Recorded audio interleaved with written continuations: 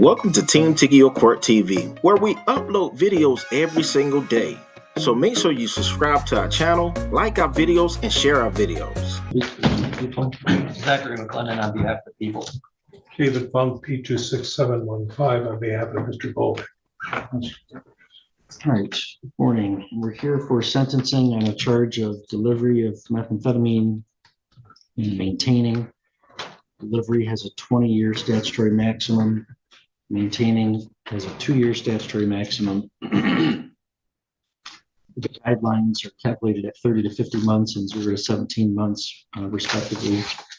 Counsel, have you had a chance to review the report and recommendations with your client? Yes, I have, Judge. Do you have any additions or corrections or scoring challenges? No, sir. Mr. I have McClellan? one correction. I'm sorry. Yeah. I'll always think of something. My client states, factually speaking, that when the two sales of methamphetamine happened on December 5th and December, I think, 12th of last year, the children were not present in the residence. They were with another person who's in the courtroom today and will answer any questions anyone has regarding where the children were. That's it. Okay, well, Mr. McClellan, what's your response to that? This would be an objection to in the description of the offense narrative.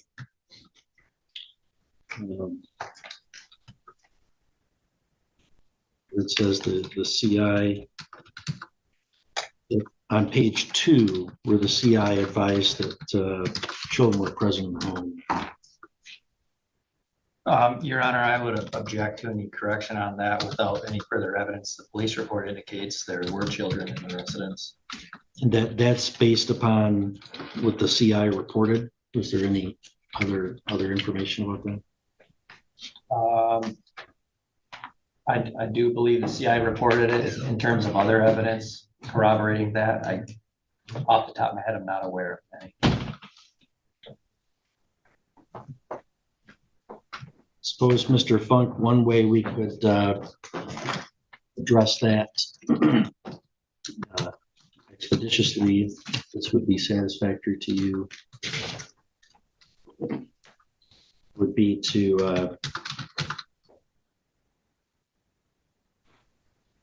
page 2. So Agent Lesky on page 2, under description of offense narrative, the paragraphs, looks like it's the 4th paragraph and the last paragraph where it says that children were in the home. If it can indicate the CI reported that there were children in the home, and then maybe a parenthetical that says the defendant denies that the children were present that day. That would solve it. All right. Any other requested changes, Mr. No, sir. Thank you. Mr. McClellan, any requested changes or scoring challenges? No scoring challenges, Your Honor. There's a few typographical errors, I believe. One would be on CFJ 284, page 1, the 3rd paragraph.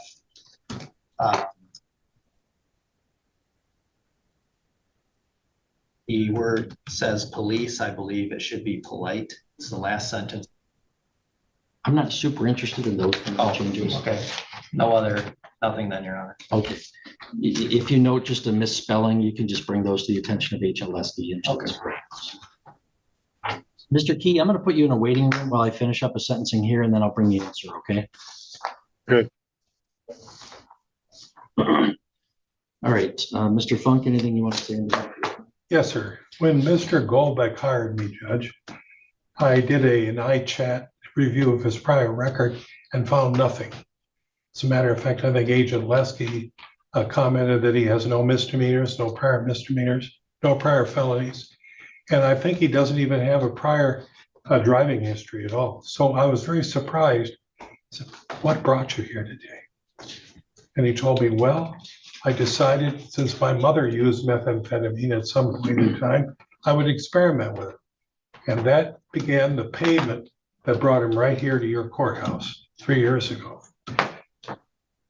So he recognized that he had a problem once he got arrested. You can see that on page 4 in his own statement. And so what did he do about it? He enrolled on his own in Sunrise Center in Alpena, completed that program, and then has been involved ever since in their aftercare program every 2 to 3 weeks, and intends to continue to do that if allowed to do so. So here's a man who had a problem, a terrible problem, realized that it's an addiction, and he had to get control of it, and he did. And hopefully he'll maintain that type of sobriety in the future. So I'm going to ask the court to recognize those facts, if you will, in sentencing. Thank you. Thank you. Mr. Golbeck, you don't have to tell me anything today, but it's allowed. Is there anything you want to tell me? I just want to say that I got addicted to a terrible drug, and I recognize that. And I'll never have intention touching it again. Thanks, sir. Mr. McClendon, any recommendations? Yes, Your Honor. Defendant is 34 years old. He doesn't have any criminal history. As far as we're aware, he does have pending felony charges in Alpena County for a similar offense. This is a very serious offense. It's a 20-year felony. It occurred in a school zone. The CI did report there was children in the home. I understand that is disputed. And again, it's not just a simple possession case or a use case. This is a delivery where Mr. Golbeck is profiting off the pain of addiction of others. The benefit of the plea is pretty tremendous in this case. I believe, according to the scoring, it took off about 1.5 years of time of prison. Given that he has no criminal history, I think that that's appropriate, and we would ask the court to sentence him to the maximum cap. Additionally, Your Honor, it is noted in the pre-sentence report, there was 2 different buys. One buy, there was $200. The other buy, there was $60 for a total of $260. Those funds are reported unrecovered by Hunt. So we would request $260 in restitution for Hunt. Your Honor. Thank you. Well, Mr. Golbeck,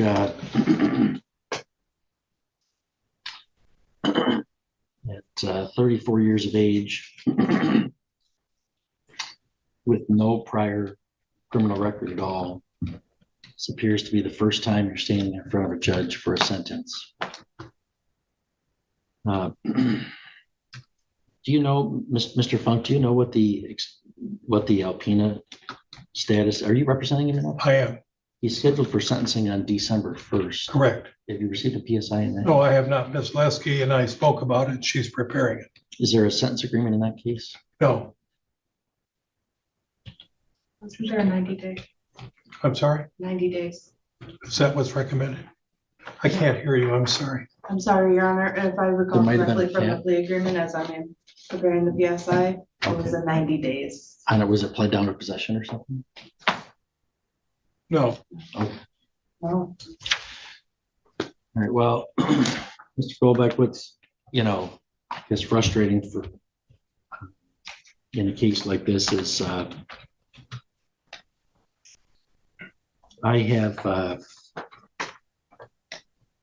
I right now have 30 people participating in a drug treatment court program in Sheboygan County. Almost all of which are less deserving of a treatment court than you would be. We've been trying to build a program here. It's very tough in a much smaller county. I'm hopeful that in the next year or two we could have something built for that. Seems to me Mr. Golbeck would be an ideal candidate for something like that. We don't have that. So then I'm stuck with, the traditional sentencing, which means that, with these guidelines, you're coming to court, your first sentencing, and you're going to prison. That's unfortunate. Sounds like you do recognize that this was a bad situation. You've taken some steps to address it.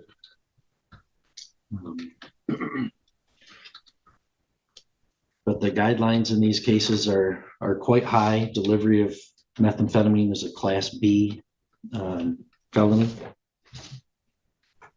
So even with really Not a whole lot of aggravating circumstances here. You're at 30 to 50 months. Meaning 2.5 years is the lowest, really. Absent some reason not taken into account in the guidelines, which I don't think is really present here. There's a sentence agreement for a 36-month cap. I think taking all these things into account, there's some fines and costs as follows: $136 in state costs, crime victims assessment of $130, court costs of $350. You have to comply with DNA testing and pay a $60 fee, restitution of $260. And on the charge of delivery of methamphetamine, I'm going to commit you to the Michigan Department of Corrections on the low end of the guidelines for not less than 30 months nor more than 20 years with credit for 4 days previously served. The maintaining charge would be a commitment of 12 months to 2 years. Again, credit for 4 days previously served. Those sentences will run concurrent with each other. Mr. Goldbeck, I don't know what Alpena County is going to do with you. But then once you get through the intake process or during the intake process at Jackson, they're going to assess you for whether you're eligible for participation in the special alternative incarceration program, boot camp program. I'm going to wait and see, what they do about that. They may send me a letter about that I'll consider at that time. So you want to be sure to be on your best behavior through all that process. You can appeal if you wish by filing an application with the Court of Appeals. If you want to, I have point one for you, but you have to ask me within 6 months. We're going to hand you a piece of paper explaining the appeal rights. Ask you to initial one copy for us. The other ones for you to fill out if you want to take an appeal. Do you have any questions for me, Mr. Goldbeck? Good luck to you, sir. Yes.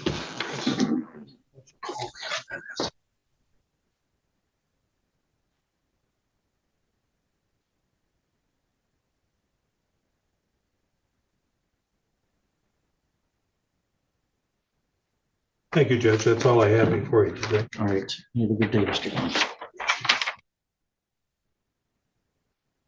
Goldbeck.